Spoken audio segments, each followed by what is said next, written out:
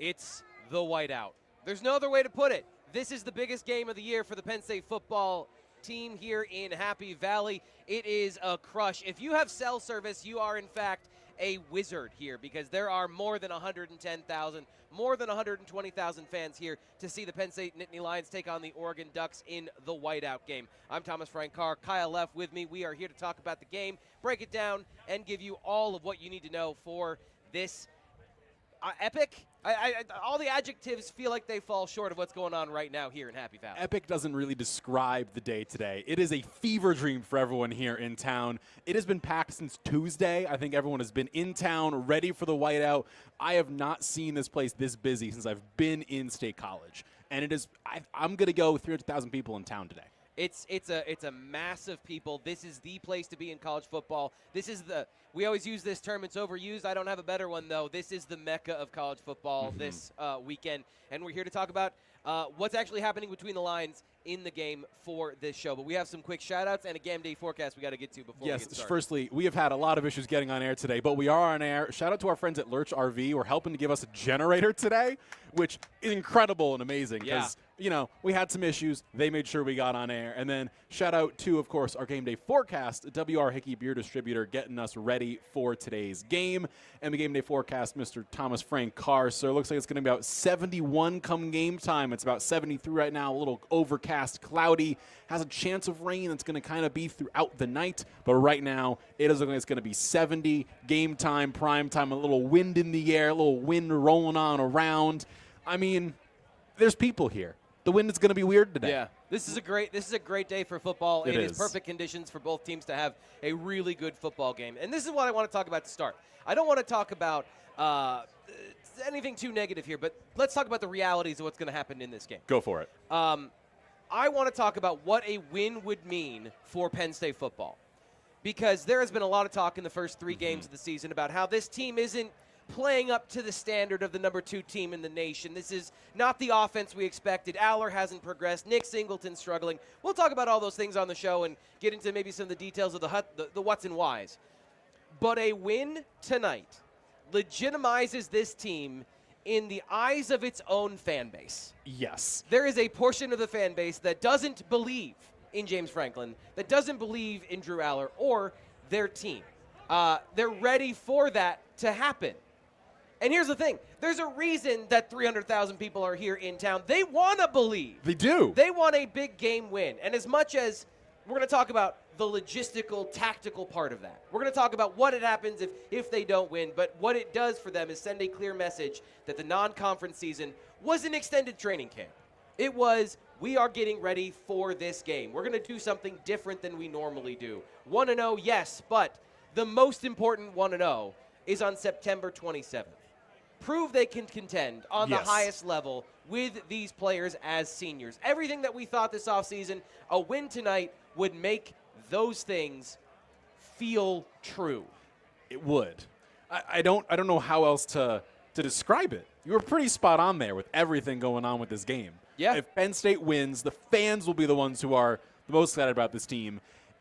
I've been listening to consuming a lot of media over the past few days to try and see what the narratives are. People are talking about, get the pulse of the nation. And everyone's being like, Penn State's not good enough. Yeah. They never win. And it's just negativity. It's pure negativity. And the purporters of that are this fan base, which is tough. Yeah. But it's they're not wrong. And that's the thing, is like the harshest critics feel like they have a legitimate reason to feel that way. The record against top 10 teams, the record in big games, all of those things, we know. We've heard the conversation over and over and over again. I think this program also feels a certain amount of, we want to get one of those to shut everybody up about it. Here's the thing. You know what a win actually does? What does it do, T. Frank? It makes them 4-0. It does make them 4-0. They have a lot of games. We're going to talk about this later when we get into the other half of this conversation. It is a significant win. It is the 1-0 mantra. It is the most important game on the schedule because it is the current game on the schedule. But it is not a moment to celebrate we made it, because it is one win against a team in the Big Ten. Yes. That will count at the end the same as a Indiana or a Rutgers. And also, it is September. Yeah. It is not October, nor is it November. nor is it December or even January. That would be when it means it's a most few months to go 1-0. to get there. So there is always the opportunity on the other side. What if they lose this game? What happens? Tactically, Yes. it's not great. You lose the margin for error. In this current college football era, you can lose 2 games and make it to the college football playoff. So if you look at their, they've got at Iowa, at Ohio State, home versus Indiana, home versus Nebraska, and a spicy Rutgers team. And the Rutgers. They can throw the football suddenly, which is I never thought I'd see that in my lifetime, especially with Ethan Kaliak-Manis looking like a senior quarterback. Yeah. So you can lose one more of those games. Probably shouldn't lose to Rutgers or Iowa if you want to make the college football playoff, but you have margin for error in modern college football. But psychologically, if you lose this game, I said this earlier this week, I think it's psychologically devastating for the fans. I have sat here for this past 2 weeks, and it feels like before the big games we've had, like last season with Ohio State or years prior against whoever came into the Beaver Stadium atmosphere, the dynamite of it, it was more of a nervous, scared feeling of like, we're going to win, right? Yeah. But this feels more like people took smelling salts and are here in town ready to go for this game. So it has a different energy to it, and that's where the loss is more devastating. Where last year losing to Ohio State was not pretty. It was a rough feel in town for many of the fans here who are rooting on Penn State, and there happens to be someone here wearing an Ohio State jersey. Just why? Why? I mean, I know his team's in Washington right now, but hey, you made it to the biggest game in college football this weekend, so that's pretty cool. He chose correctly. He chose correctly. He chose not to. That plane ticket must have been expensive. Yes, but that's the point. Is last year that loss hurt. Yeah. But it didn't feel like it was a soul crusher. Yeah. And that's the games where you're just like, you're waiting for it. As a Saints fan myself, I grew up a Saints fan. The Beastquake is the single worst feeling of my life. Right. Because that crushed. Gut-wrenching, take it from you when you thought you had it. Drew Brees playing lights out, Saints lose. My heart broke for a full 2 years.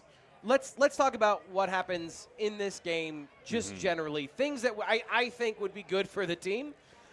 Today, the Penn State offense plays well. So right? Like, that is something that has to happen, is the Penn State offense must play well in this game. And I want to expand on that. You say offense plays well. Do you mean a certain person, or do you mean the team as a whole? Because the narrative has been, of course, Drew Aller.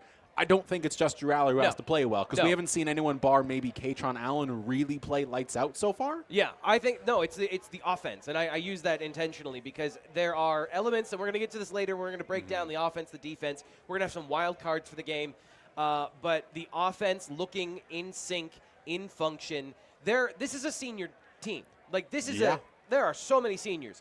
Both tackle positions. The center, the left guard is a redshirt junior, fourth-year player. Running backs, tight end, quarterback, receivers. They're all seniors. They haven't really played like – this is the part that I think is a fair criticism. They haven't played like seniors this year. They've played like sophomores. Ish, right? They just haven't played clean. They have not played a clean brand of football, whether it's mental mistakes, whether it's not getting blocks correctly, whether it's throwing a bad ball out into the flat, whether it's not seeing the hole develop. Whatever it is, there has been this lack of execution. And for this team, that is over. Like, if we say that they were using the off-season and the non-conference to get ready, you would have wanted them to look cleaner, crisper. Whatever you run it better than the opponent. We didn't see that, especially from the receivers against Villanova. I was pretty disappointed when I went back and I watched all of those plays. There were some pretty clear mistakes from that team. So it has to look good on national television when you go up against a team that if they get going, my word, Oregon can make you look pedestrian. They can. And we're going to get into Oregon as we get through this game, talk about their offense, their defense, because both sides of the ball, for both teams here, are just full of intrigue across the board at all positions, whether it's the young cornerbacks for Oregon, the young receiver for Oregon, a true freshman who is now, receiver one for this team and is a stud in college football. Receiver one for a lot of teams, Yes. Yeah. Like, we are sitting here with two teams, a lot to prove. They are a young team. They're not the same Oregon team who beat Penn State 45-37 last year in the Big Ten championship game. Very different feels of this team. Yeah. No Dylan Gabriel. he's gone. Tez Johnson, out of here. Like, these teams are, in essence, different, have a lot of the same pieces, but different cogs throughout here, making the gears run. There's going to be some similarities. There's going to be some differences from last year, but the point still remains that I think, in my mind, that Oregon is dangerous. They are, but they're not unbeatable. They use some very tried and true tactics to get great athletes into space. But it's not necessarily the most complicated thing in the world that they're doing. They just have elite athletes to do it really well. They're pretty good at it. They're pretty good at it. They play simple and execute fast. What else is there for them, to come today? I wrote my 5 things to watch for. The number one thing that I had was the unknown. Both of these teams went through their non-conference or their conference schedule playing Northwestern. Give Oregon credit. They played a Big Ten team that made them work for it, but they won that game pretty handily. But still, they got through most of their games without having to show everything, getting into a game that went into, the final drive of the fourth quarter. So what is on tap for tonight? And I'll tell you, I love football. We decided to be fun today for people listening on the 99.5 The Bus and Bigfoot Country Legends. We're both wearing white. When I made that decision this morning, I was like, oh, this will be fun. I'm going to be fun. And then Game Day did it. And then I saw everyone over there did it. And anyone who's on camera is also wearing white. So you know what? We're at least not being contrarian. No, we're not. We look snazzy on camera here. And, we've got 3 cameras in front of us. And here's the thing. This is incredible. Here's the thing is, like, this show does not have the production budget for us to be getting white suits. No. Like, I'm just wearing slacks, okay? Like, they're just regular slacks. But we got white shirts on. We're here having fun. Come say hi to us. We're outside the Bryce Jordan Center ticket office, just down the road from Beaver Stadium here on Curtin Road. And we'll be talking to people throughout the afternoon here on the Penn State Football Tailgate Show. And we got more great stuff coming up. We do. We're going to throw it to break real quick. When we come back, we are going to talk all about the key matchups. But right now, we're going to throw it over to the open practice highlights. And we'll be back shortly on the Blaze Alexander Family Dealership's Tailgate Show on 99.5, 107.5 The Bus, Bigfoot Country Legends, 103.7, 104.3, streaming live on the Illustrated YouTube channel. And we're going to throw it right now to the break with open practice highlights, brought to you by Tri-County Tax Services. I'm Thomas Frankar from Blue White Illustrated, and this is your Penn State practice update. Want to get the news in real time? Join Blue White Illustrated right now for just half off. That's $52 a year, and you'll get a year complimentary access to The Athletic. It was, let's say, a slower practice for the Nittany Lions on Wednesday, and not just because of the rain, which was heavy and steady during our 10-minute window into the open session. The Nittany Lions, especially on offense, where I spend most of my time, were going through some very position-specific drills. Receivers worked on blocking, offensive linemen worked on hand placement, quarterbacks worked on handoffs. Were the Nittany Lions intentionally showing less in front of the media than normal? That's hard to say, but let's get into what we did see. Penn State's offensive line is back to a full 2 deep officially. Backup left tackle Egan Boyer was behind starter Drew Shelton in his own number 64 this year for the first time during the regular season or training camp. Previously, he'd been working back from injury in a scout team jersey. Penn State is getting healthy at the right time. While Boyer played in the game against Villanova late, this is the first stretch of the 2025 year, let alone the season, where the Nittany Lions have had their full complement of 5 offensive tackles, including freshman Owen Alicini. When you throw Anthony Donko, Penn State's starting right guard, into the mix there, the Nittany Lions are 6 deep at the most important position on the offensive line. Penn State wide receivers worked on blocking in front of us. There was a guest appearance from offensive coordinator Andy Kotelnicki. Kotelnicki emphasized and encouraged physicality and conviction when blocking and asked his receivers to ride the line between full contact and a drill when blocking their position coaches Marcus Hagans and Mark Dupuis. He encouraged Traber Pena to go again after some instruction laced with the jovial profanity that only Kotelnicki can achieve. He also challenged Kyron Hudson to perform in the East Coast weather. It was raining steadily the entire time, and ball security drills were more contentious and more unpredictable than normal. The tight ends worked with quarterback Drew Aller in the passing game before we exited to the facility. Beyond that, We'll find out what the Nittany Lions were working on when they take the field against the Ducks today at Beaver Stadium. I'm Thomas Frank Carr. That's your practice update. More from the Tailgate Show coming up next.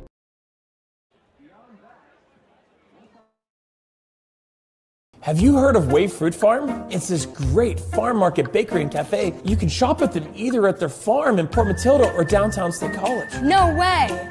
Yes, Wave Fruit Farm. They have all sorts of seasonal fruits and veggies. Way cool. No, Wave Fruit Farm. But anyway, you should visit their bakery and cafe. They serve amazing food all day. Way. Fruit Farm. There is this dual reality of an acknowledgement, right, on the front side that Katron is playing better than Nick, and that Nick is going through these challenges right now. And the backside of they need both.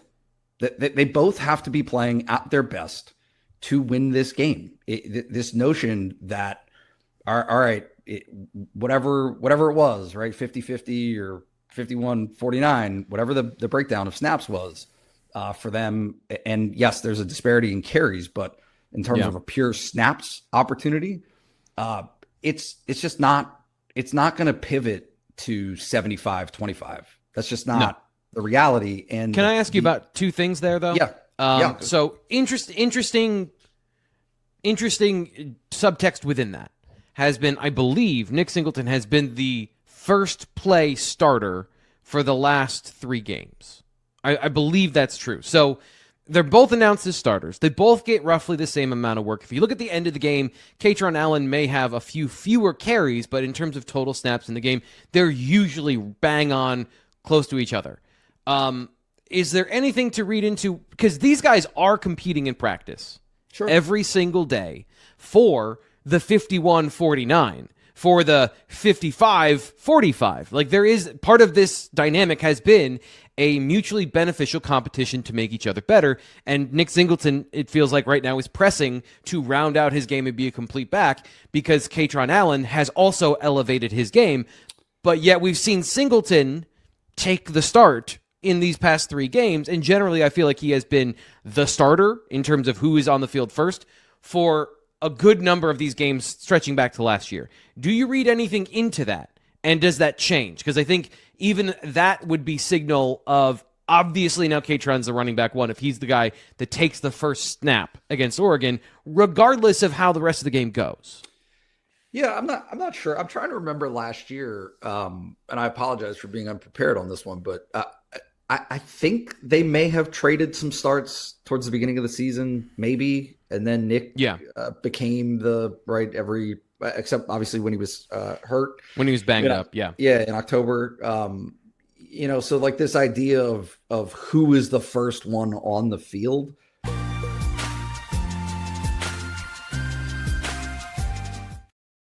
I'll turn it up.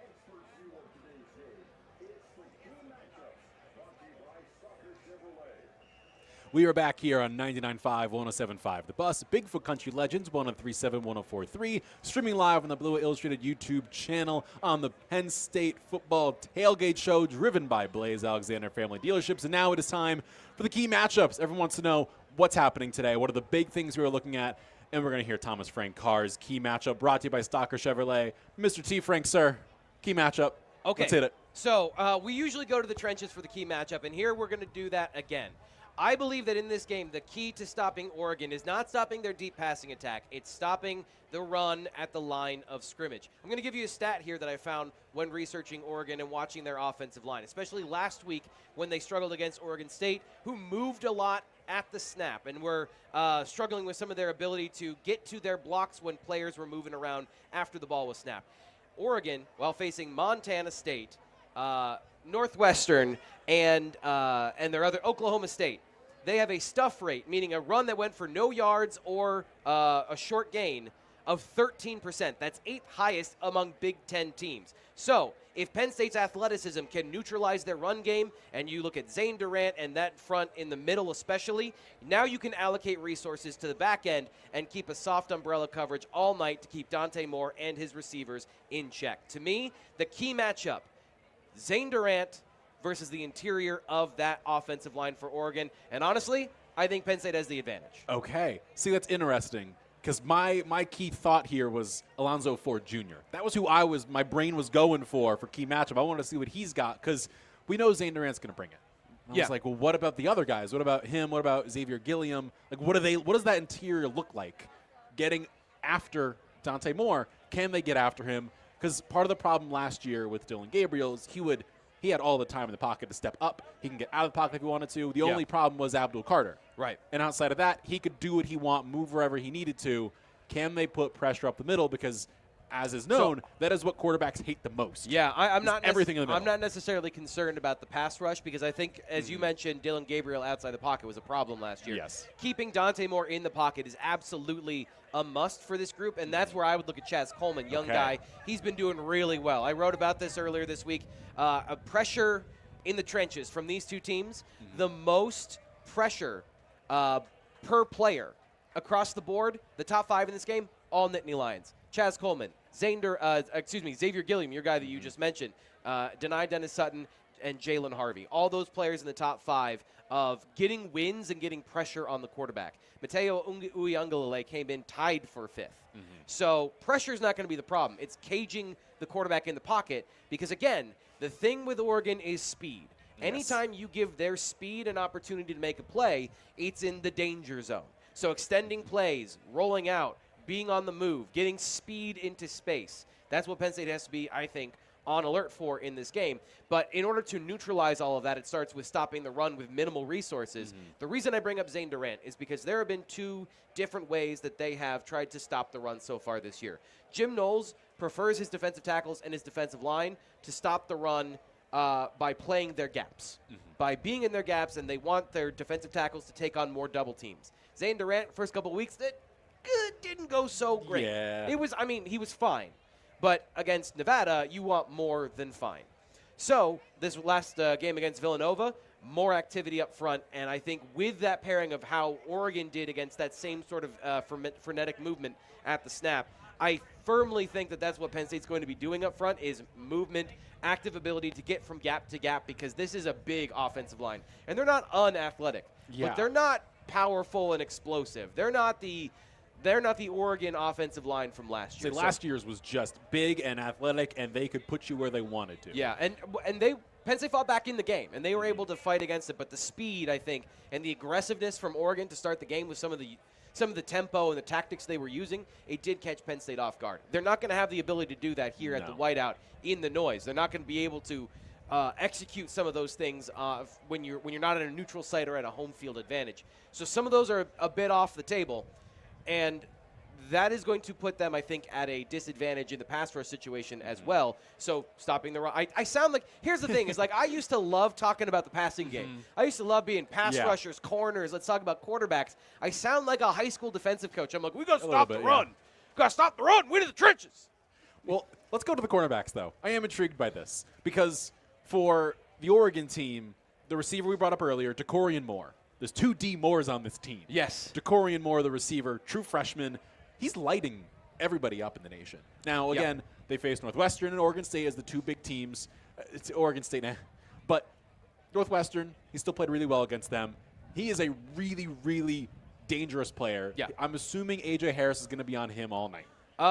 So that'll be interesting. Is that fair? They have only played sides. They have not played traveling or tracking of anybody so far this year. And that's what, again, some of these big games, tactics, last year, here's the thing. Last year, Jim Knowles had a side for a corner and he had a side for another. And it was, we talk a lot on this show about field and boundary. Last year, they had a field corner, meaning they had a faster guy that could play out in space and could track guys that are running all over the field. And they had a boundary corner who'd play against the big physical receiver on the shorter side of the field, getting a boxing match sort of the situation. This year, they've been playing right and left. It doesn't matter field boundary. It doesn't matter left, right, up, down, A, B, X, Y. They've been just playing one side of the field. So that would be a schematic change for this game. And it would also be very interesting to see when we talk about the depth of that position, because the top 3 corners, I believe, are going to, you're going to see Elliot Washington in this game. A.C. Collins and A.J. Harris are going to start. Is Elliot Washington going to spell both of them? Or is Darius Dixon ready for prime time, and he's going to be in this game spelling A.J. Harris? Even if it's a 4-to-1 ratio, he's going to be on the field if that's the case. And now you've got a true freshman out there against another true freshman. Biggest game of the year.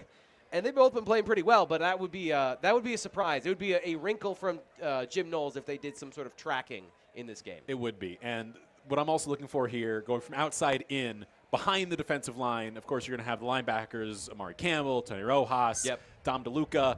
They're going to have their hands full with a guy who I believe was on the freaks list, who went two catches for 30 yards last year, I believe, and 2 touchdowns in the Big Championship game, Kenyon Sadiq. He's a monster at tight end. And James Franco compared him to Tyler Warren in his press conference on Monday. Yeah.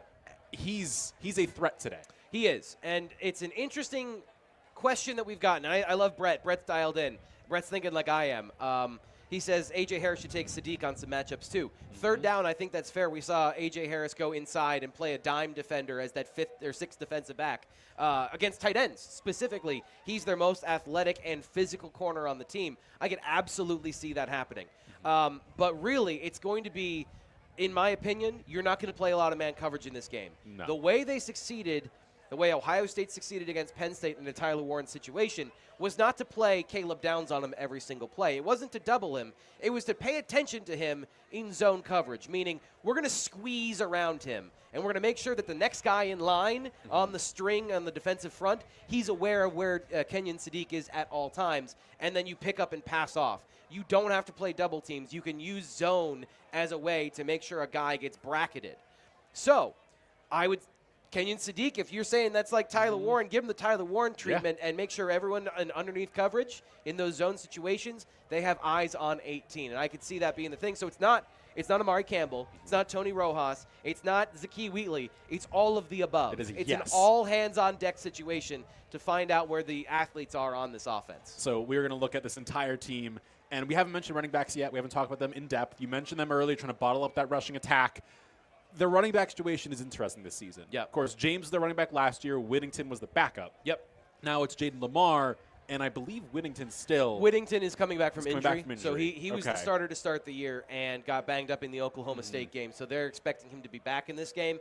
But they're kind of the same guy. They're both explosive, undersized, athletic, but they're not big players. They're the 180 of Nick Singleton and Katron Allen, where the difference is they are really hard runners. The one thing I will always give credit to Oregon running backs, and you can go back to some of the guys you mentioned and even before, they may be small and they may be track athletes, but they don't play like it. These guys will lower their shoulder, lower their head into contact, and get as many yards as possible. They're there to hit you and then hit the home run at the same time. Yeah, that's the goal, is they hit you and then go get the home run.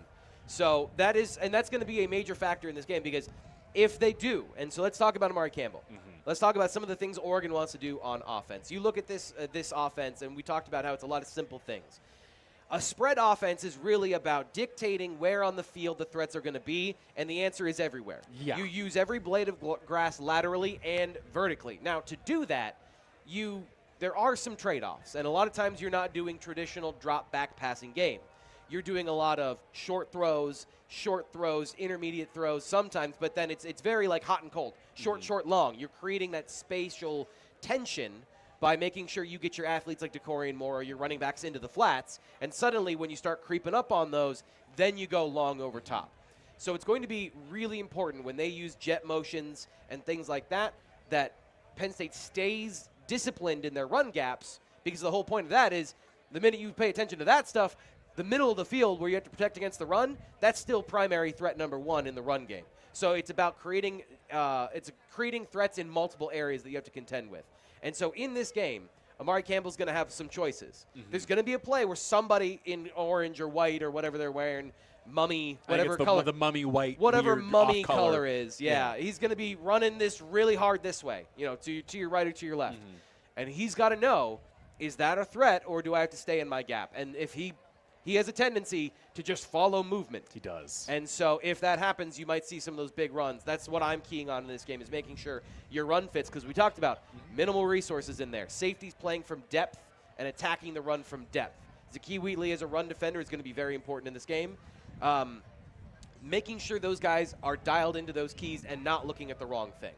If there is one man to know how to run this defense against Oregon, it's going to be Jim Knowles. Yeah. Because he saw Oregon, of course, different quarterback last season, 2 different times. Penn State also saw Oregon another time. So combined, they have 3 games last year of watching this Oregon team. Yep. Because Jim Knowles played them twice. Second time around, it was a beatdown of epic proportions over in the Rose Bowl. Yeah. So now we're looking at, okay, what can I glean from that game, take into this one, and make function. Ooh, me. Go for it, T. Ooh, Frank. me. Let me hear. I know what happened. What happened? Ohio State's offense blitzed them. Yes. Like 24 points in the first quarter. It was insane. They realized, Jeremiah Smith is good at football, and that was the end of the game. Yeah, because they lost to Michigan, and they said, maybe that Jeremiah Smith guy we should, throw to? Yeah. And yeah. What I am thinking of here is last season when Ohio State did come into town against Penn State, Jeremiah Smith didn't do a whole lot. He wasn't very involved in the game. A lot of the exactly right. It was a rough, hard-nosed game. It got down to the wire, and, of course, it was a 20-something point game apiece. Yep. That's what I think Jim Knowles is going to hope for today, is just to grind them down, grind those Oregon teams down to a halt, not let Moore, not let Sadiq, not let the running backs do anything, and make it just a slugfest. So that's what I've been describing. Yeah, that's I know. In so many. But I took 15 minutes to say what you said in about a paragraph. For those out there who don't know football like T. Frank, like myself, that is what it's looking like. It's going to be. That's what Jim Knowles wants it to be. He's hoping Andy Klinicki's offense can just put up 75 points and make it easy. Right. But he's hoping his defense can just punch them constantly and make this go the distance. Yeah. Jim Knowles' defense is about control. It's about the ability to dictate to the offense instead of the offense dictating to the defense. And that has been something that I think a lot of teams have tried to do over the years, but haven't really been able to do. And a lot of defensive coordinators, Manny Diaz was the same way. He did it in a different way. Jim Knowles does it through control and also through versatile players playing hybrid positions. So I want to talk about a young man on the defense named Chaz Coleman. You might have heard of him. Yes, heard of him a few times, possibly. Yeah. I heard he's a tornado. Chasmanian Devil. My bad. Yeah. So close. I mean, you know, we all watch the cartoons. Same ballpark. Yeah. So last week, or excuse me, 2 weeks ago against Villanova, there was one play on film that I found. One play that told me about 2 months worth of my studying in the offseason paid off. We had this long discussion in the offseason about the jack linebacker position. It's this hybrid position that's part linebacker, part defensive end, but really what it is, it's a player for Jim Knowles to move around the defensive front and cause havoc for the offense and change things that they don't want to change pre and post snap. He's the joker, the wild card. Exactly. So this defense at its best is built on players like that and like Zakee Wheatley. So one play against Villanova, they line up in this formation where Chaz Coleman is kind of stalking the center, standing up about 2 yards off the ball. Having watched all of this film from Oklahoma State about 5-6 years ago, similar process that they had for that position. They have not shown it. To be clear, that was the only time all season they lined up in that formation with that style. So I don't even know, is Chaz Coleman the starter? Is he the jack linebacker or is he the backup linebacker? Because it happened in the fourth quarter of a blowout against Villanova. But if we're talking about ways to slow down Oregon and ways to slow down their run game specifically, having something they haven't seen before or having something they haven't seen on film to practice against, I think that's absolutely something they could have not had to use and then could deploy tonight. So make sure you're looking for a defensive end hovering around the line of scrimmage, and they're going to have 3 down defensive linemen. So if you're watching on TV, if you're watching in the stadium, you're going to be looking for some 3 down fronts. That's how you know that they're either in third down or they're in the jack linebacker defense. And that's kind of, I think, the big point of what this general day has been as a whole, and this week or two of preparation for this Oregon game is everyone's saying on both sides of the ball, what have we not seen? Yes.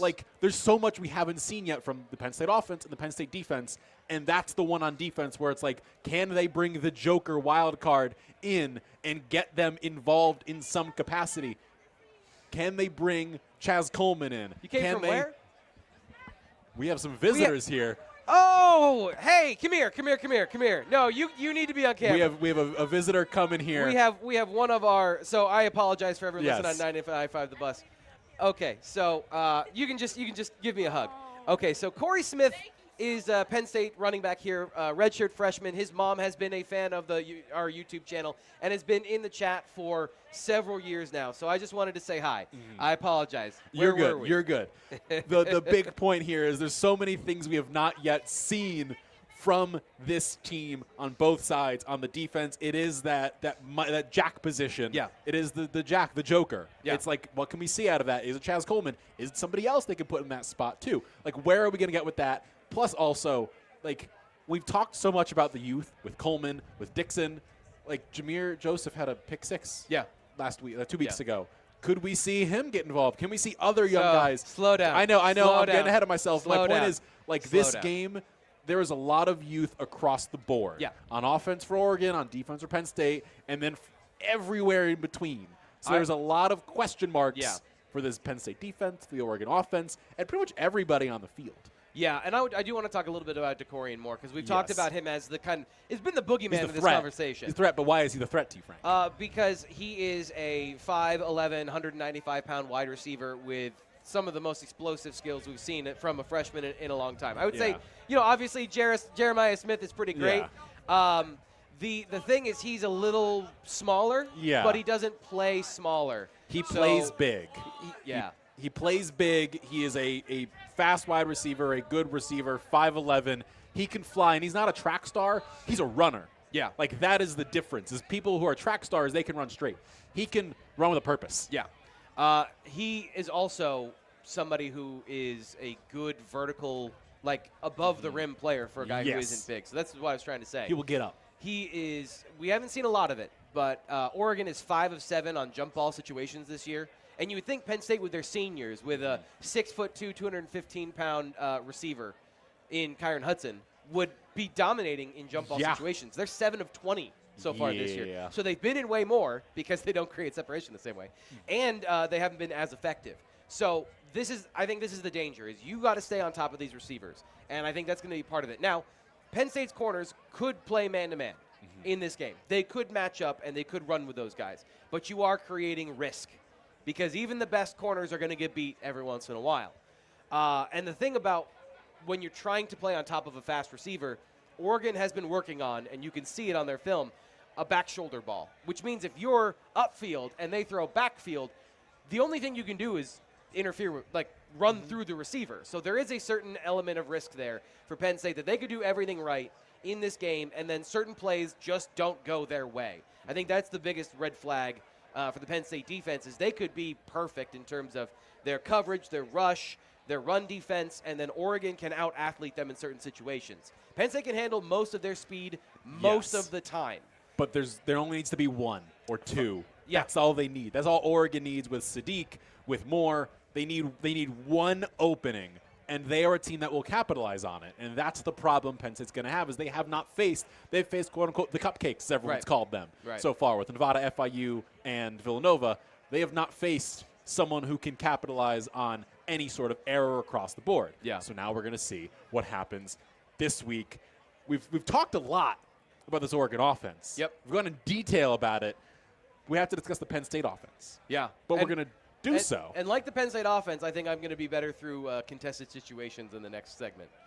Yes. And we're going to talk all about the Penn State offense coming up here on 99.5, 107.5 The Bus, Bigfoot Country Legends, 103.7, 104.3, streaming live on the Blue Illustrated YouTube channel, on the Penn State Football Tailgate Show, driven by Blaze Alexander Family Dealerships. When we get back here on the show, we're going to talk about the Penn State offense. But first, it's the Coach's Corner, brought by Happy Valley Adventure Bureau. Who has time for press conferences? That's why we've set aside the most important stuff for you. It's Coach's Corner, powered by Happy Valley Adventure Bureau. Whiteout Game Day is here. In just a few hours, Beaver Stadium will be filled by 100,000 plus fans, all wearing white, as the Nittany Lions take on the Oregon Ducks in a top 10 matchup. PSU got here through 3 non-conference games against Nevada, FIU, and Villanova, something many fans have questioned James Franklin about, including the play calling in some of these games. And it's all about the matchup and the opponent that you have there, but I guess it just depends on your lens. Do you call everything in every game? No, you don't. Obviously, it's impossible to do. So there are packages and things that you're going to see in the Oregon game that you didn't see in the Villanova game. There's some things you probably saw in the Villanova game that you didn't see in the FIU game in Nevada and so on and so forth. So the Nittany Lions and Oregon Ducks last met in the Big Ten Championship game, December 2024. Then backup tight end Kenyon Sadiq torched Penn State for 2 touchdowns in the game. The now starting All Freaks list member was even compared by James Franklin to a former Penn State Nittany Lion that featured in last season's game. Players, I think the tight end really makes them go.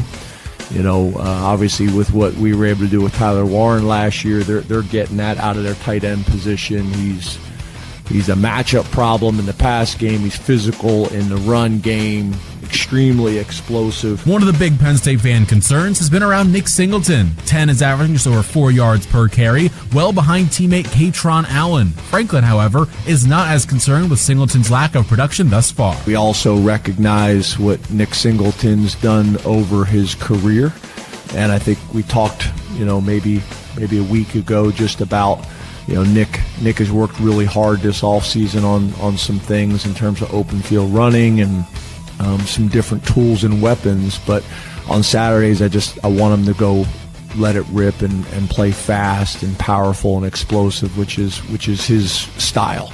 He's a downhill, full speed back. And on Saturdays, I want him to do that. Penn State's whiteout is considered the best atmosphere for any college football game. James Franklin has even laid out a challenge for the 100,000+ fans that are going to make their way to West Shore home field in Beaver Stadium. So we want to make it clearly obvious to everybody what is the most challenging and difficult environment to play in all of sports, let alone college football. I know a good portion of our fans like to sit down except for third downs and red zone and what they consider critical times of the game. But I'm challenging everybody. This is a 4-quarter, one play at a time, first, second down, third down, fourth down, punts, kickoff coverage, that we need to be on our feet screaming a collective battle cry in the stadium. So we're going to need everybody's help. That was your Penn State Coach's Corner. More from the Tailgate Show in a moment. All right, I'm going to stay on offense with my first pick, and I'll make it the easy one. It's Nick Singleton for Penn State. I think that we've seen, obviously, throughout his career and throughout some moments, but not many, this year, that Nick Singleton just, can change the game at a moment's notice. Katron Allen's just had more of them. He will likely have some, or if not many, moments in this game. But Nick Singleton is a key part of this offense, and another gear is there for him. And Stan Drayton spent all offseason talking about that. And it's time to find it in this game. So does not need to be perfect by any means, but the more they can get out of him, both as a pass catcher potentially and as a running back, obviously, when you're not averaging, 2.5 to 3 yards a carry, over 20 anyway, would certainly be a big deal. So that's where I start my list, and I'll let you move on to your next one. Yeah, Amari Campbell, I don't think he's been bad this year, but there have been brain farts. There have been times he's run off in the wrong direction, and this is more of he's been good, but no mistakes. Just no mistakes in this game, because as we talked about with this offense and this matchup, I think Penn State needs to control this particular game with as few resources in the box as possible to allow their secondary to shut down the passing attack. And to do that, you need your linebackers to play clean. So no missed tackles. He missed a bad tackle. And somebody in the chat was talking about Penn State's run defense and Oregon's run defense. And I guess that's the thing, is there's been missed tackles and missed assignments that are baked into some of those yards that you see on the stat sheet. But when Penn State has been on their game, they have looked very, very good, and they've been able to stop a lot of stuff. So Amari Campbell, been good, needs to be great in this game. So he needs to step up to that next level of consistency. Yeah. So my next one is the other safety. And I think obviously we saw King Mack move into that role over the course of the non-conference after Antoine Belgrave-Shorter won it out of preseason camp. But also they say it's going to be a continuing competition. So whoever wins that job, or quote unquote the starter for the week, I guess you could say, needs to be as reliable as Wheatley is. And I think that Penn State, as we've talked about ad nauseum, has not had to deal with a passing attack that threatens it. But when it does, that other guy, we know what Wheatley's going to do when he's put in passing pressure situations. Whoever the other guy is that's out there with him must step up and carry his share of the load. I'm going to change my last one to your last one as well, because we're on the same page. And it's as obvious it gets. It's being run down in the chat. It's Drew Aller. Yep. Yeah, he's got to be good. Like no bad Drew in this game, and that means not missing the easy ones, but then not letting the easy ones that he misses affect the other throws in his game. I go back to the FIU game where I felt like the plan of attack was to throw and get Devontae Ross involved, and there was a certain level of he was too hyped up. He knew the game plan. This is my opinion of like watching his personality on the field that got into his head of like, I need to be perfect today because we're throwing the ball down the field. I want to show that I'm this guy. And then you overthink some stuff. So just like be in rhythm.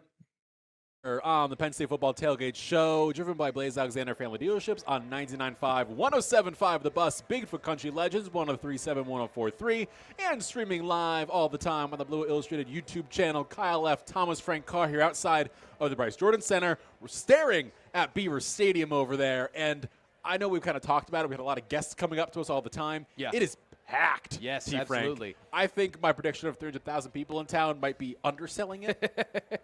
Well, the cell more? service would absolutely indicate that that's the case. And that's why we have our own internet for ourselves. Yeah. Don't tell it. Stop. Don't tell anyone.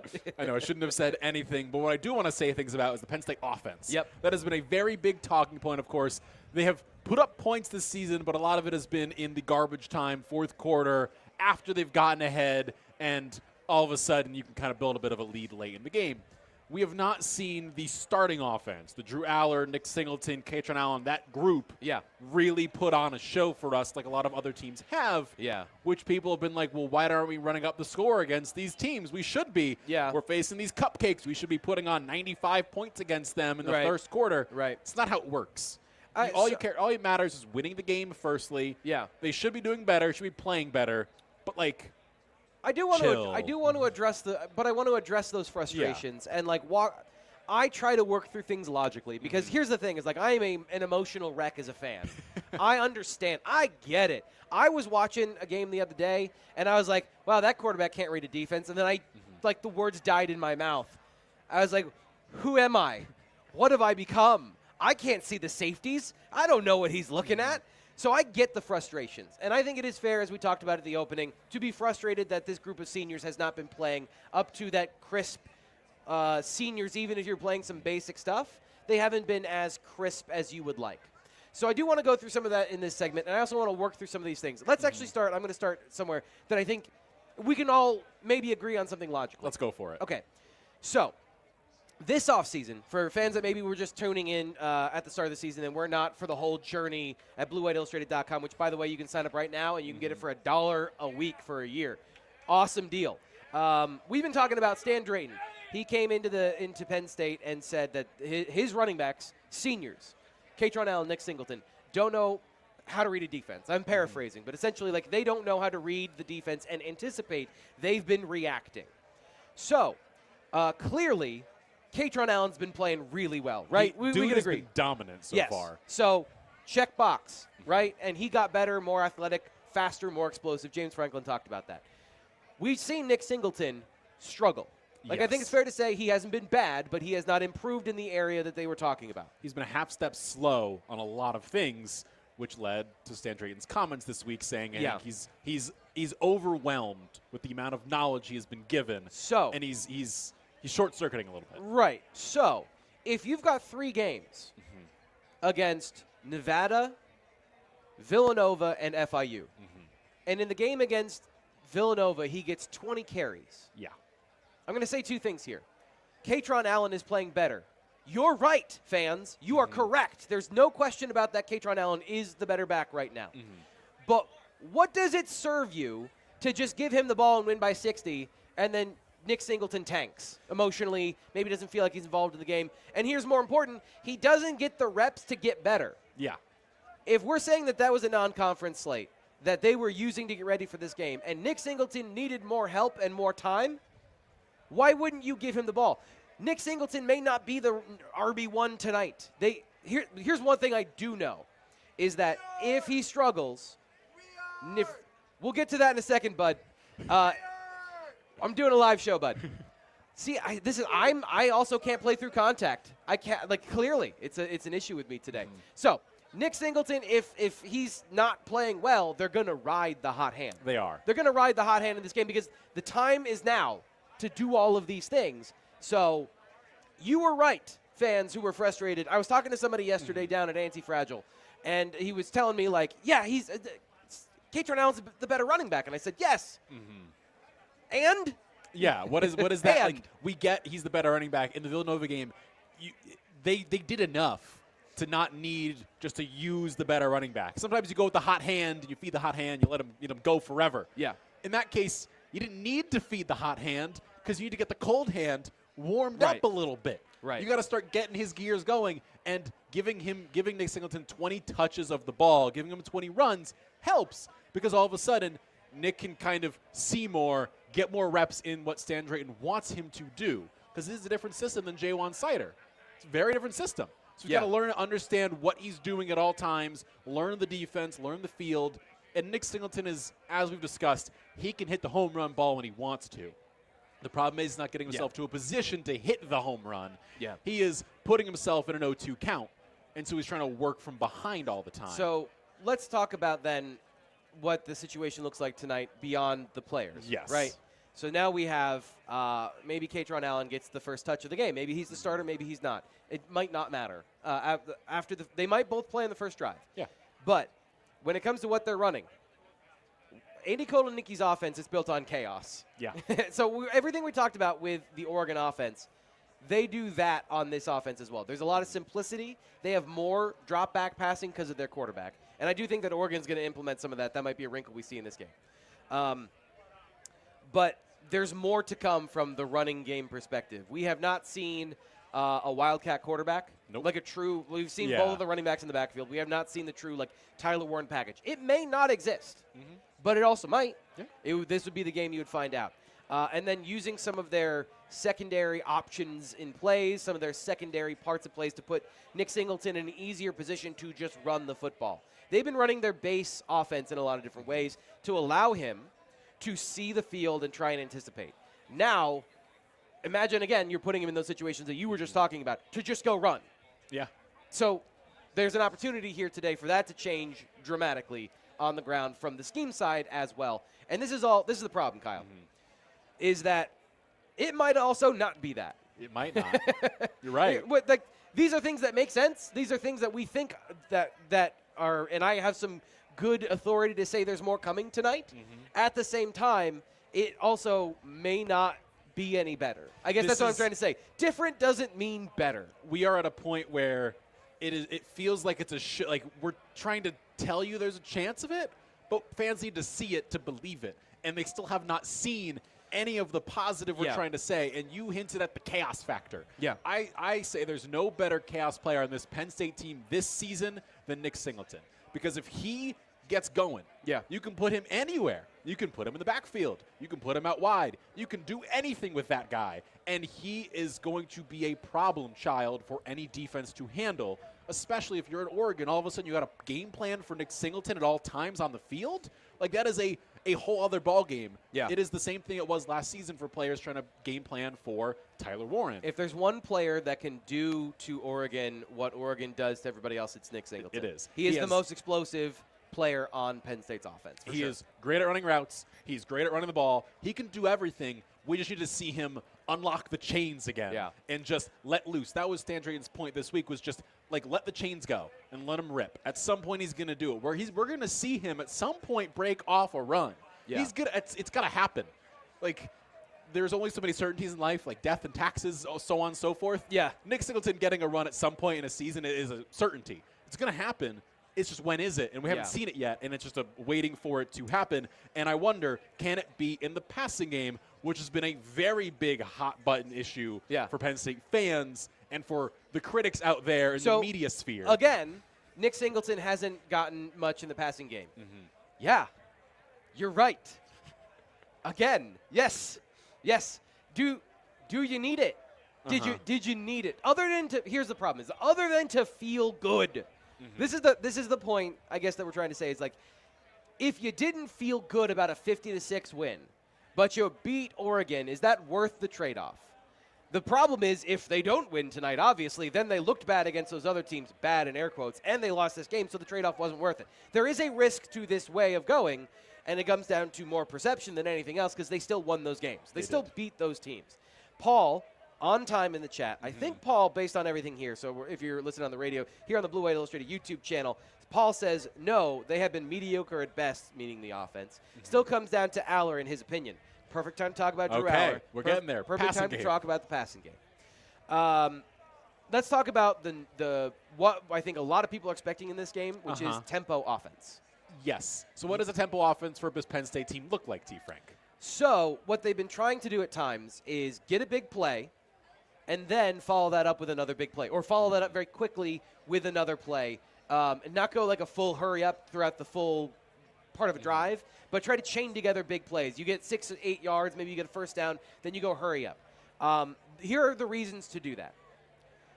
It is to get a simple read and call from the defense so that the quarterback has an easier time of diagnosing and attacking.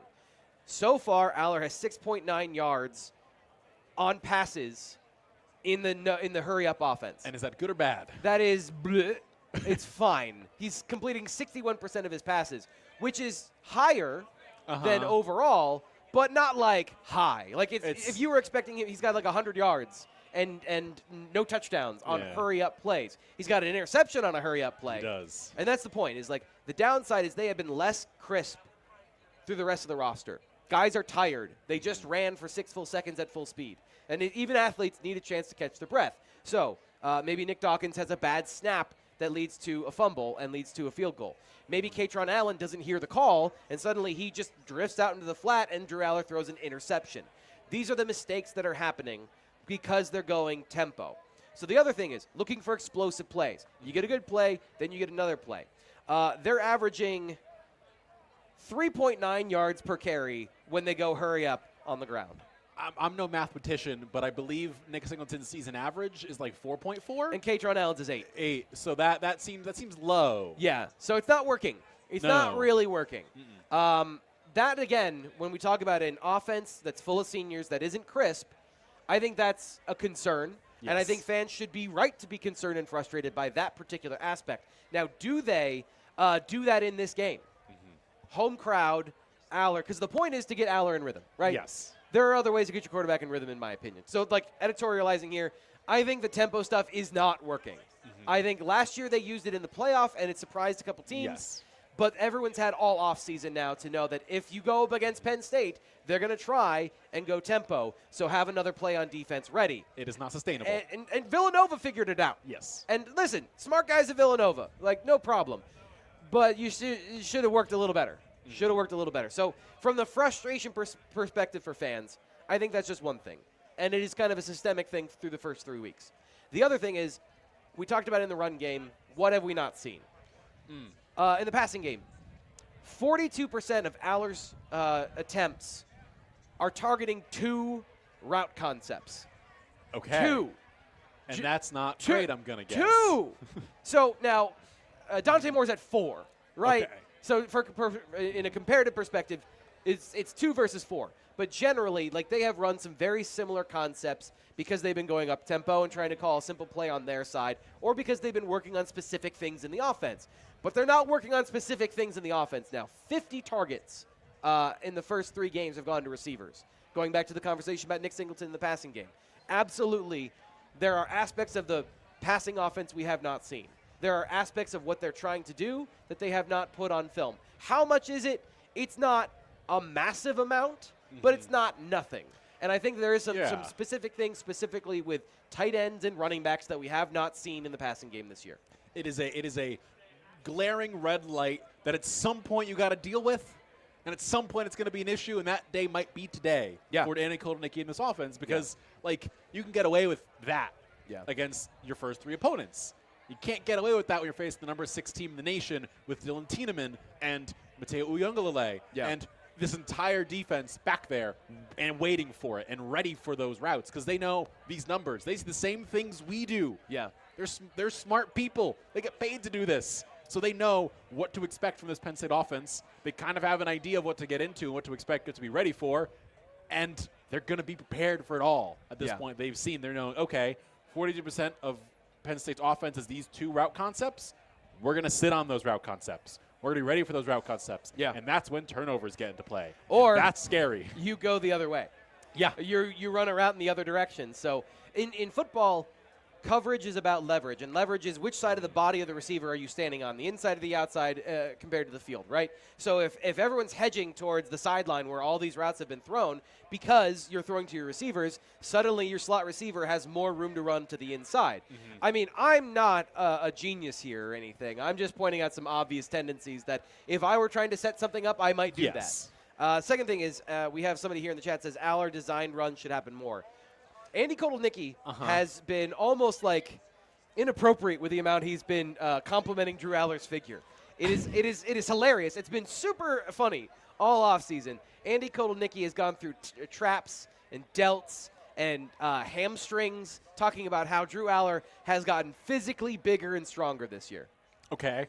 And they lost Tyler Warren and Bo Fabula in the portal. Their options under center when running the football. They lost the single best options for running that style. This offense operates best when the passer has the threat to run the ball. Yes. And we know they're more confident in him as an athlete this year based on all of that stuff we just talked about. The problem is we have not seen it at all. Yeah. Because there are multiple times the last 3 games where I will sit there in the press box and watch it, where there is an option. He has the chance to take that ball back and run with it. He's got a wide open hole, like 15 yards, and slide easily, first down, no issue, and he hasn't done it. He did it like once out of like 50 to 20, like a crazy number of attempts, just waiting. At some point, he's going to pull the ball back.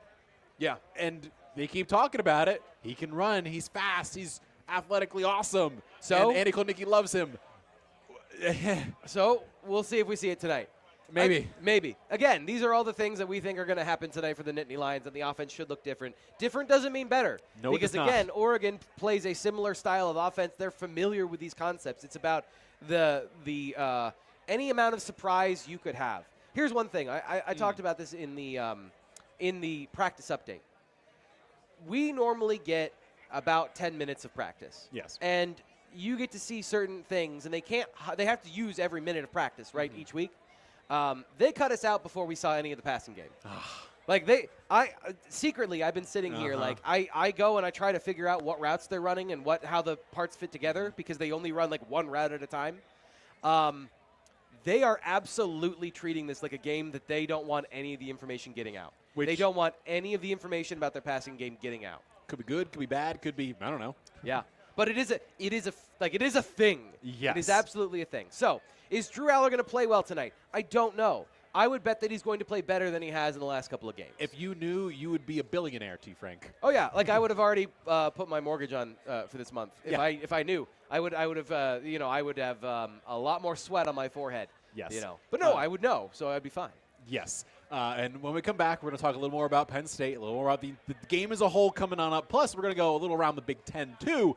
But we are here right now on the Blaze Alexander Family Dealerships Tailgate Show. So Blaze Alexander Family Dealerships celebrating more than 40 years of service to the community. Blaze Alexander Family of Dealerships has a vehicle to fit your budget and transportation needs. Home of the $1,000 lowest price guarantee. 20 locations throughout Pennsylvania. And when we come back here on 99.5, 107.5 The Bus, Bigfoot Country Legends, 103.7, 104.3, and streaming live on the Blue Illustrated YouTube channel. We're going to have you around the Big Ten, but first, it's time for This Week in Penn State Sports, brought to you by Miller's Hoagies. It's more than just football at Penn State. Here's This Week in Penn State Sports, brought to you by Miller's Hoagies. Whiteout Week has arrived, and it's been something special for all of the Nittany Lions competing. Penn State women's ice hockey raised their AHA banner in Pagula Ice Arena on Thursday before knocking off St. Lawrence 3-zip. The 8th-ranked Nittany Lions took care of business with their first 3-period goals before shutting down the 9th-ranked St. Lawrence team. Their next game is Friday in Vermont. Penn State baseball was in action for some fall ball. Mike Gambino's crew took on the Villanova Wildcats in fall ball action at Medler Field of Brana Park on Friday. Along with that, on Friday, Happy Valley residents got treated to a blue-white swim meet for Penn State men's and women's swim and dive. The non-in-season sports got back into the water to compete and put on a show for what we can expect when their seasons roll around in a few months' time. Speaking of seasons not started up yet, Penn State men's and women's basketball schedules are here. They have arrived completely. Check out 7mmsports.com for the full slate of games. The professional Penn Staters are in for a big Texas-sized week as Micah Parsons is set to make his return to Dallas as the Packers take on the Cowboys on Sunday Night Football in Jerry World. That was This Week in Penn State Sports. Back at the Tailgate Show in a moment.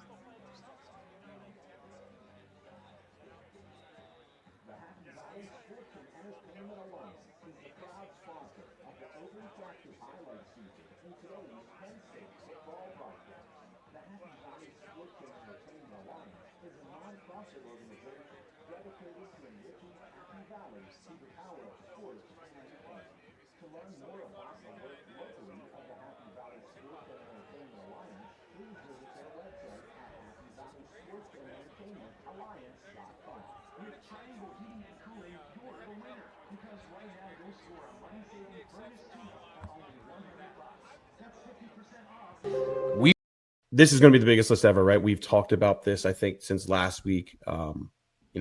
James Franklin talked about 250 recruits. I don't think it's going to get that high, but 200 or so is absolutely realistic. Right now, I'm at 154, and I think we could probably get that up to 160 or so, maybe even 170 or so by Saturday, and that's kind of what we're looking at here as far as the whiteout list goes. Andy says there could be upwards of 200. So just kind of was catching up with him the other day as far as how do you make this possible? Because for years, 150, I think the biggest was 163 from what I understand, or at least from asking around. So how do you fit another 40 or so players in there, especially during a stadium renovation, right? That doesn't make a whole lot of sense, especially on such a coveted ticket. And the short answer is that the administration, athletic department, basically understands the importance of this game. And for the most part, Penn State has always had two sections for recruits. I think anyone who's down there on the lower level on the east side is seen. I think it's EF, EEF. I'm not exactly sure which ones, but right there behind the bench, 50-yard line or so, they got premium seats. For bigger games, they've kind of opened up other areas or found other areas to put recruits. But that third section, I don't know if you really even call it a section. They've been a little more scattered is kind of the point over the last couple of years, which is limited how much they could hold because you only have so many recruiting interns. You only have so much personnel. You don't want, 20 families scattered all over the stadium and then trying to get people together and all those things after the game. Long story short, they kind of have three real true sections for this. And that's kind of how or why we're seeing them able to host more than normal. Again, I was under the impression they just stood on the sideline the whole time. I didn't.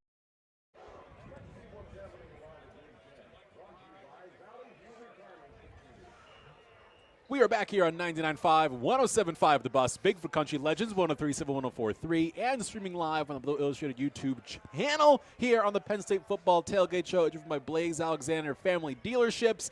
Blaze Alexander Family Dealerships celebrating more than 40 years of service to the community. Blaze Alexander Family Dealerships has a vehicle to fit your budget and transportation needs. Home of the $1,000 lowest price guarantee with 20 locations throughout Pennsylvania and around the U.S. There are Big Ten games going on everywhere, from Pennsylvania to Washington and all around, and it's time to go around the Big Ten here, brought to you by Valley View Retirement Community. And we'll start with the big one, Ohio State, Washington. The Ohio State fan was here earlier, and we thought, you chose the right game to come to. Washington was up, was up 3-0 with a minute to go in the second quarter. It is now 14-6 with 3:49 to go in the third. Washington made a field goal, so they're now back to a one-score game. Yeah. But Ohio State is getting going. Damon Williams is 14 for 15, 146 in the air. Okay. Didn't expect that one to happen. Yeah. Indiana is tied 10-all with Iowa right now in the third. You have Northwestern up 17-3 over UCLA. Didn't think it get any worse. Nico Yamaleava. Turns out it can. Oh, my. And then what a train wreck. What a train wreck they are. What a beautiful train wreck. Earlier today in the game, Illinois took down USC 34-32 in a top 25 matchup. Minnesota took down Rutgers 31-28. And the game to come up today, the only Big Ten game this week, is, of course, here in Happy Valley in 2 hours' time. So, wow. Yeah. Wow. A lot happened in the Big Ten. And, of course, the big one, we mentioned it tonight, the whiteout. Big game. Yeah, that took a while for it to set in for me. Yeah. I was like, oh, yeah. No, it's happening. Like, we've been talking about this game. We have been thinking about this game since January, right? Yeah. Schedule release day. Yeah, schedule, whatever it was. Like, the next big game for Penn State. And it's finally here. It's one of those moments where it kind of hits you like, oh, no, the cards are on the table. Your ante is in the pot. So let's talk about some wild cards in this game. We've kind of gone through, I think, the bulk of what we think is going to happen in this game and kind of give an idea of where certain things are going on both sides from a matchup perspective. So what have we missed so far, T. Frank? What have we not touched on, talked about that you think matters tonight? Because in 2 hours, Penn State's going to take the field, Oregon's going to take the field, and at that point, it doesn't matter what the talk is. It matters what the game is. So they're young on defense. Oregon is young on defense, and it is striking how young they are at corner. They've got a redshirt corner, Ife Odengbo at one corner, and true freshman Brandon Finney on the other side. Brandon Finney, a McDonough graduate, who was a Penn State lean at one point until Oregon got in the mix, and suddenly he was no longer a Penn State lean, and now he's starting for the Ducks coming into this game. So that's an interesting storyline just on a general recruiting level, personal level. He's going to have former teammates and friends that are on the Penn State side. I do have something to bring up to you, though. We do have the availability report. Yes, it is here. Yep. So officially active is Noah Whittington. He is back this week. Javen Williams listed as questionable for Penn State. Okay. But across the board, no one else has been added to it that has not been there already. Peter Gonzalez, Liam Horan, a lot of guys who have been on this group for Penn State are still there. On the Oregon side of things, the big guys who are back, Noah Whittington, as we mentioned already, and Justice Lowe is back as well. Kyler Casper, the receiver, is out for this game, though. So those are kind of the big notes to take in for this availability report, Penn State, Oregon. Yeah. So Penn State's generally healthy. Oregon's generally healthy, too. Of course, they are without Evan Stewart. They've been without him all season. Seen a lot of Stewart jerseys around here so far. The receiver suffered, I believe, a torn either ACL or Achilles, so he is out for the year. A tough result for him. He was looking to have a big season this year with Dante Moore. Yeah. No Evan Stewart and no Kyler Casper at receiver for this Oregon team, but pretty much everyone else back healthy. Yeah, and Gary Bryant Jr. is a solid receiver. I forget where he was before. I think it was Oklahoma State, but he's a solid receiver. He's been open a lot, but maybe not necessarily is. I don't know if he's as explosive as a Stewart or a Decorian Moore. Still, like a good receiver in the offense. You don't want to not pay attention to him in this game. But I think that the opportunity is on the other side of the ball for Penn State. You have senior receivers. That's got to count for something, right? Against freshman corners. And on top of that, Andy Kotelnicki, we talk about the chaos, the movement, the pre-snap and post-snap jitters that he can create in players. Freshmen make mistakes. Even great freshmen make mistakes. Chaz Coleman has made mistakes. He's going to make some more. I have to feel like that's a wild card in this game of what don't we know? They haven't been tested at that particular position. I understand that the talent level, Naeem Offord is a 5-star corner. Brandon Finney was a top almost 32 player in the last recruiting class. But I don't feel like that's a win if you've got freshman corners starting for you. You usually want that feels a little dangerous in a game like this. The only time we've seen a real true freshman starting somewhere where I was like, that's a win, was in recent memory was Caleb Downs at Alabama. That was about it, but even then he wasn't a corner. He was a safety. So he was put in a different position where it's not, you probably are going to go one-on-one against the guy. It was never that for him.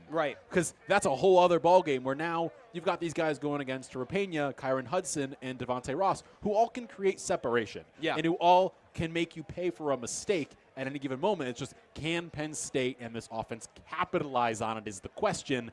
And if you're going to capitalize on it at some point, it's going to be against these freshmen, and Pena's going to get open over the middle, and he's going to make you pay. Or Hudson's going to get open down deep, and he's going to catch a 45-yarder over someone's head and moss them. So there is in this defense a little bit of, again, it's kind of simple on the backside. What they do up front, there's a lot of chicanery from both defensive fronts. Good word. They like to move around. They like to go from one look to the next and create a lot of confusion for the offense. But on the back end, they generally play like 3 coverages. They play some man coverage, they play some quarters, which in certain situations turns into man coverage, so you're just playing zone man, and then they'll play cover 3, which is just general soft coverage. So they keep it simple for those corners on the outside. But how do you – there's, again, aspects of this offense, floods through zones. There's second and third level reactions that corners have to make and diagnose through certain zones to be in the right position and have their eyes in the right spot. I think in this game that's an area where Penn State might be able to take advantage of something. And then the next thing is, we haven't talked about this, is Drew Aller's deep ball. Okay, this has been the thing from fans being like, he's got a big arm, he can do it. Yeah, we have not seen him throw the deep ball this season accurately. Yeah, because we talked about it before this past game against Villanova. You and I discussed this. Yep. Of we got to see him throw it at some point, and someone came up and asked us, like, can he throw it deep down the middle at some point? And then he did, but he missed. I want to say it was Ross. Yeah, he overthrew him by a little bit. Ross ran the wrong route. He ran the wrong route. What happened in that situation? And this is again going back to like you've got these new receivers, and they've got to learn the offense, and they got to be a part of the offense to understand where they need to be in situations like what happened was he didn't win cleanly on the play. So when the safety's involved, do you run vertical or do you cut it off and go shallow? So he went shallow. Aller threw it deep vertically. And that is how he's been taught. That's how he threw it last year. That's how he threw it this year. Ross went to the wrong spot. So we're working out those details. But the point I think is more important here is it wasn't open. Yeah. Was not open. Everyone knew he was going to throw the ball in that situation. So they have been throwing into unfavorable coverage down the field just to get it to work and try to get it to work. They've thrown 7 deep attempts and they completed 1 against cover 3, which is, again, a defense that is meant to prevent the deep ball from being completed, right? So in those situations, are you getting that tonight? Or are you getting more man coverage? Are you getting more better opportunities on the deep ball? Yeah. Surprisingly, I think tonight he might have some better opportunities because the team is against him is going to play man coverage, and you might actually win one of these routes. And if there is ever a time to have a good receiving group to win those routes, it's now. Because we've seen all 3 guys get open. Yep. We've seen the tight ends be able to get open. Heck, Nick Singleton get open. Like, you've got a group that can capitalize on all of these mistakes, all of these problems. If man is being played, force it. Yeah. Be like, okay, cool. I'm just going to beat my man. And all of a sudden, Drew, like, and that's Randy Moss it. Put the hand up. Be like, throw it. That's that's been a thing that I don't think they've had a lot of in this offense is guys that are, like, really open a lot. In the first game against Nevada, they were. After that, there has been a lot of getting open against zones that they're giving you and then not really taking anything. Getting to an open spot. Over the middle of the field or deep or any of these situations. With the full force of this offense, Aller might look better just because there are more open receivers. And I think that he might. As much as we're talking about Aller, and I don't want to give him an out. He has to play better. The receivers have to play better as well. They have to give him some quality targets, and I think you're going to get some highlights from Kyron Hudson, but there's got to be some tight window throws as well. So just generally, the passing game has to elevate their precision in a game like tonight. The other thing I want to bring up, go for it, is Dante Moore. Okay, we haven't talked about him today. We talked about the other Moore. Yeah, not him. He was 3 for 3 for 41 yards when escaping the pocket. I know we talked a little bit about this. His ability to throw on the run, he's a former 5-star quarterback. So in this game of 5-star quarterbacks, neither is lacking for talent. Like, there is no physical disadvantage in this game. And Moore is probably a faster linear runner, maybe a little bit more explosive, more elusive. Aller has the power. He has the size. So they equate out in a certain way. But his ability to throw on the run and accurately deliver the ball, I thought was really impressive. He's explosive with the way the ball comes out of his hand. So there's an equal match there, but the wild card is Dante Moore under pressure, because we have not seen that. I was looking up all the statistics of where Aller has been under pressure because Oregon does not generate pressure with their front 4. They do not get home consistently. I know Uyunglele is a name that we're talking about. He has a pressure rate of like 14%. We mentioned earlier it's roughly 5th. And Penn of all the pass rushers in this game. I believe they have the 12th highest pass rush rate in college football right now. Like, crazy numbers. Yeah, they get pressure on 40% of their pass rushes. Again, cupcake schedule, that's fine. Both of them at a cupcake schedule. Penn State was double the pass rush win rate and the pressure rate from Oregon. But We don't know how Dante Moore operates under pressure. Drew Aller has thrown 1,600 yards and 15 touchdowns when he's been blitzed. And I think that they're going to have to blitz tonight to get to him. I don't know what Dante Moore is going to do. I have no clue, and nobody else does. Maybe his mom knows. No, but what we do know is we have numbers in our head that we're going to tell you coming up in a little bit because we have our predictions. They are on the way. We only have so much time left. So when we come back here on 99.5, 107.5 The Bus, Bigfoot Country Legends, 103.7, 104.3, and streaming live on the Blue Illustrated YouTube channel, we're going to get to our predictions. But first, a quick break, T. Frank, and we'll be back with them.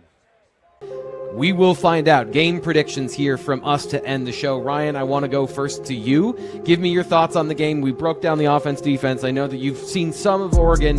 What is your thought about how this game plays out and your score prediction? Yeah, 27-20. I know, sorry. We always do that, T. Frank. My bad. 27-23 Penn State. I just think last year Penn State played an Oregon game in the Big Ten Championship. You're at home. You know, you have that whiteout crowd. I think you need to play a Penn State style of game. You need to sustain drives, which we've seen them do at times against obviously inferior opponents. But we have seen some of that this year. So to me, slow this game down, 3 touchdowns, a couple field goals, and you got to hold Oregon. You got to hold Oregon, in my opinion, under 30. If they get over 30, I think Penn State's in trouble. I think they can do that. I gave 27-23, but you guys have watched a lot more than I have, so I'm not going to – don't put a ton of stock into mine. Fitz? Well, we kind of arrived in the same spot. Spoiler alert. Fitz, what do you think? This is tough because it's such an unknowns game. I was talking to Justin Hopkins from Scoop Duck, and I'm like, hey, what do you know about this team? He's like, not exactly sure either. He said it in more words than that, but it's like looking at the non-conference / preseason schedule. Like, Penn State's offense? I feel confident that the offense is not what you've seen in the first 3 weeks. And I don't mean to inflate expectations there, but just in general in terms of what they like to do in general, they haven't done a lot of it. And that's, I don't want to say breaking a tendency because that's not what it is, but it's like, hey, put this stuff out there, go to run against go to run losing situations against on fronts, see how it works. And then, we'll just clean up on the back half and clean up in the second half and go with it. I think there's merit to that, but I think that that's not everything, right? Like it's gotta come back to Drew. It's got to come back to him avoiding those streaks where he has just been killing drives, you think about it. There's been times, he came out in the scripted play or the scripted drive last week or 2 weeks ago and looked really good and completed, I think, his first 7 of 8 and then goes 1 for 7. You got to avoid those dips. And in a situation like this, in an atmosphere like this, maybe the running backs help those numbers. Maybe, something closer to the line of scrimmage. Maybe Luke Reynolds is the key here. You've got different sort of aspects that bounce around with it. So I've got Penn State winning 30-28, I believe was my prediction. Yes, I got it right.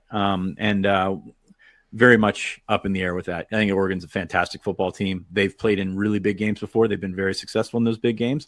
It is a different kind of atmosphere. It's a different kind of scenario for a young quarterback to step in. And by the way, Dante Moore, he's really good. He's really good. Really good. I'm excited to see him in person, but I'm also excited to see how he handles the atmosphere, how he handles the situation. This is something you can't replicate. They play in a wonderful stadium out there, a really, really loud stadium, but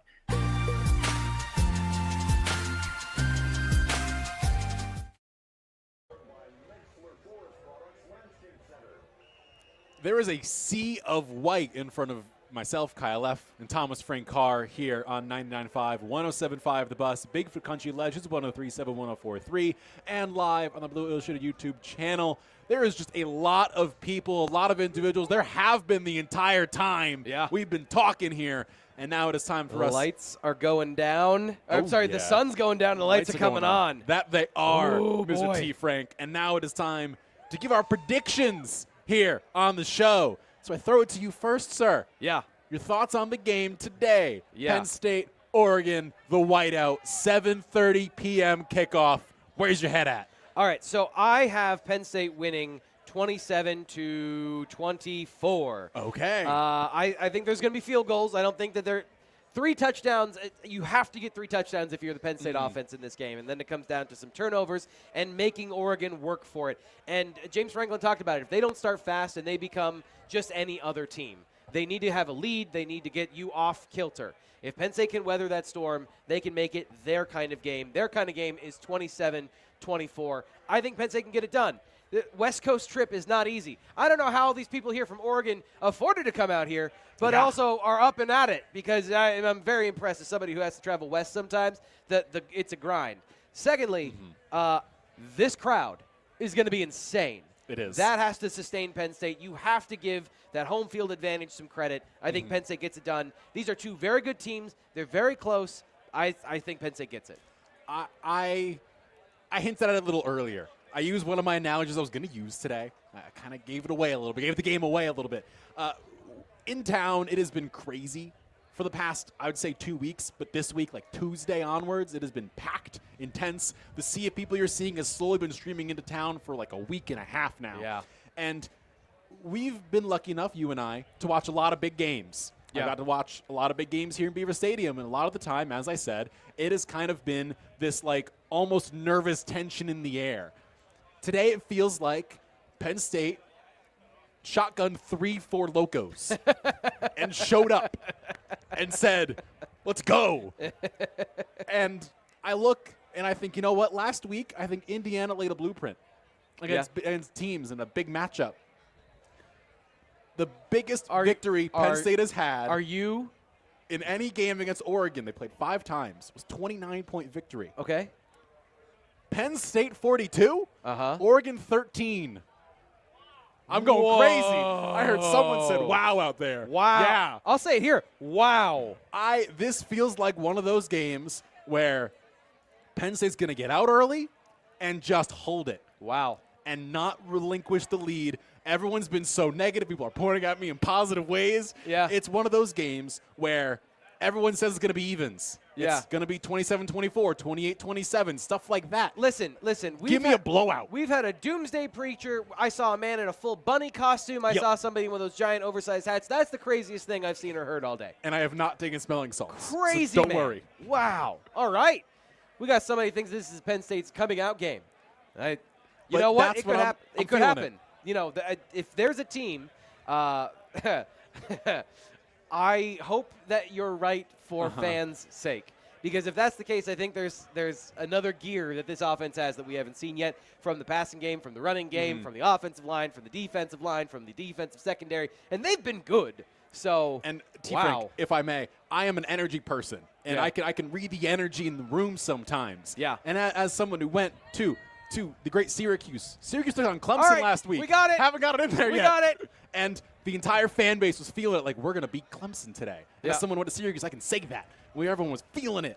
And then it happened, and Clemson got taken down. And that's what it feels like today, where it's just been, on social media, it has just been a war. All right. Between Oregon and Penn State fans, and I've been watching it. You're now the star of the show. All right, we're thank you. we're now going to interview you. Who's the boy. MVP on the offensive side? Who's the MVP on the defensive side? The MVP on the offensive side of things. I mean, you thought I was going to go anywhere else today. Trevor Pena. MVP. Because I see him. For those new listeners Yes. who don't know this, he may have just said this. Kyle went to Syracuse. I did. I have my bracelet on today. Yes. Normally it's my non-Syracuse bracelet. Today I was feeling it. So he went to Syracuse. I did. But Pena can get separation. He can create space really well, and he's someone who I think can burn these cornerbacks. Like, we discussed them. They're young. If someone's going to do it, he's the one who I've seen the most from so far for Penn State who can crush them on the offensive side of things. All For right. the defensive side of things, I gave you the name earlier. Xavier Gilliam. Him and Alonzo Ford, the two of them, are going to have 3 sacks combined. 3 sacks. Oh, 3. wow. That's a big number. Eating lunch. 3. Eating the lunch of the Oregon This feels offensive like line. one of those games where it's going to go from bad to worse for Oregon, and it's a snowball effect. That snowball rolls downhill.